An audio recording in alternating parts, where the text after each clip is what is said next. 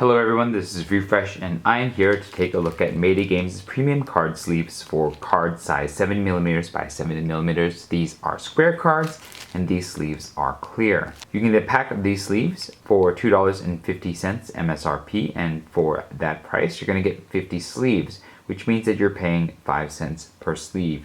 This is about average in terms of the price. It's right in the middle between the less expensive sleeves and the more expensive ones, and particularly in the middle for these thicker, more rigid sleeves. Let's go ahead and take a look at what's inside.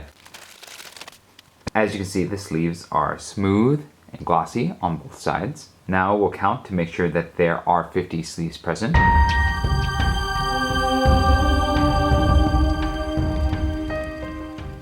There are 51 sleeves in here, so there's one extra. I don't like a great deal of variance, but if the number of the sleeves is not going to match the advertised number, then I'm glad that there's one extra instead of one missing. Now to check the thickness of the sleeves. These sleeves are 9mm thick, which means that each sleeve is 180 microns thick, or 90 microns each face. Now for the dimensions. These sleeves are 72mm wide by 72mm tall. Now to check how a card fits, I have one Power Grid square card here, and I'm going to put it inside.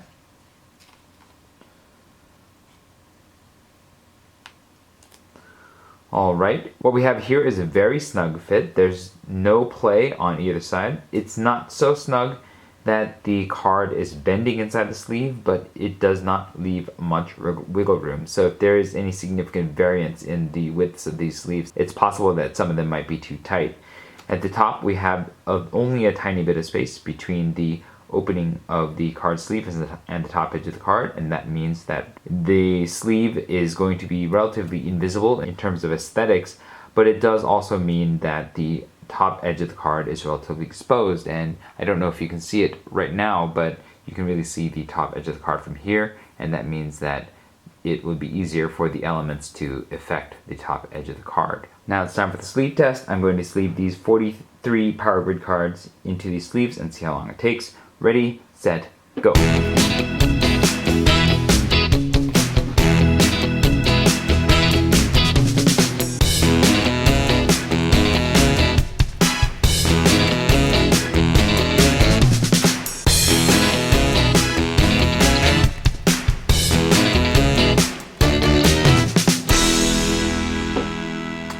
So it took 2 minutes and 29 seconds to sleeve these cards. And that's a slightly slower speed of 3.4 seconds per card sleeved.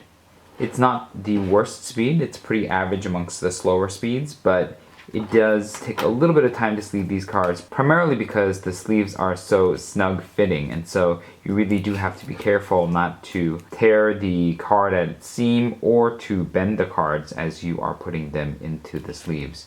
That seems to be the only difficulty though. Now that these cards are sleeved, let's go ahead and check for consistency within the pack. These sleeves appear to be fairly consistent in terms of their height. There is just a mild warping to the tops of the sleeves, but it's actually all consistent right at the middle, and they don't appear to have different height. In terms of their widths, this pack of sleeves is actually fairly consistent, which is nice. Mayday is not necessarily known for being the most consistent in terms of their product quality. So if you have had experiences with these sleeves that would suggest otherwise, let us know in the comments below. For right now, the sleeves appear to be fairly consistent outside of the pack and without any major cosmetic defects either. So now it's time for the shuffle test. I'm going to shuffle these sleeved cards 100 times. Ready, set, go.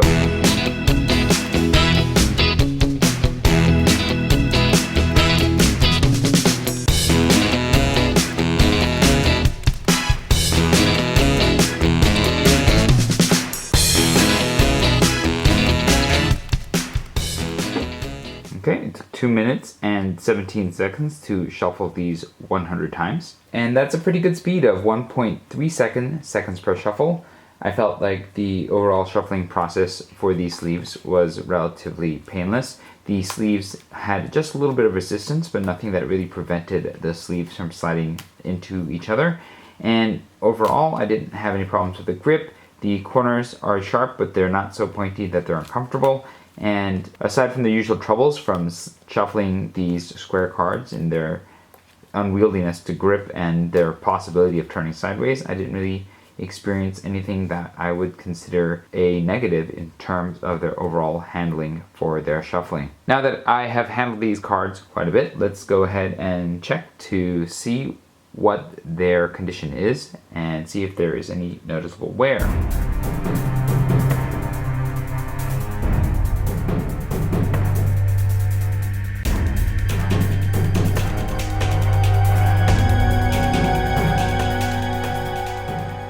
Well, I took a look at these sleeves and there does seem to be just a little bit of wear on the surface of the sleeve in terms of the gloss coming off, but not a significant amount. I do think that these sleeves are going to be relatively durable. The corners all seem intact. There are no split sleeves and there's no dents or scratches, just a little bit of wear of the gloss off the surface of the sleeves. And so I do think that as you handle and use these sleeves, you're going to find the surface gloss dulling over time, but I don't think that these sleeves appear to have any other more significant durability issues that are outside the normal ranges of what you might expect for these kinds of clear sleeves. Now it's time for the shake test. I have stacked these sleeved cards into a deck and I'm going to shake the table they're on for about 2 seconds to see if the deck will hold up. Ready, set, go. No, the deck fell apart pretty quickly. It does seem to be that there's a significant accordion effect here, and I think part of that is due to the fact that the sleeves are fitting so snug that I do think that this is not going to make the most stable of decks. And so if you are interested in playing this game, I would make sure to have some sort of deck holder or container to put this in to keep the sleeved cards from falling down, especially if you have more than this stack of cards. Even here, it doesn't look in the most stable of shapes. Now I'm going to do the draw test. I'm going to draw 3 cards off the top and see how well the deck holds up. Ready, set, go. As far as drawing cards off the top, it is a lot more stable. The cards don't stick to each other, and while the deck, you can see there is some movement to the deck, it doesn't seem. Well, okay. I take that back. One of the cards seemed like it was going to jump off the deck. But it didn't, and I caught it in time. So I do think that this deck is going to be a pass for the draw test, but you saw that one card start to flip off. And so it's a pass, but with the condition that it's possible that some of these cards might not be as stable in a deck. These sleeves are some of the better Mayday sleeves that I have seen, especially in terms of their consistency, because Mayday is notorious for having relatively inconsistent sizing of their sleeves even within the same pack, but all these sleeves seem to fit just right. I do find it concerning just a little that the sleeves are so snug. Now in this case, because of the consistency of the widths of the sleeves, I'm not terribly concerned that it's going to cause these sleeves to be bent or damaged. But if you do find that you run into some Mayday sleeves that are not so consistent, the snugness of the fit here might be a little disconcerting for some of you. The snugness also contributes to the sleeve's one major glaring weakness, and that is its ability to hold its form in a deck. As you can see, there is a significant accordion effect, and so this deck is not going to be the most stable. Any sustained bump on the table or a errant touch of the deck will cause the deck to fall down.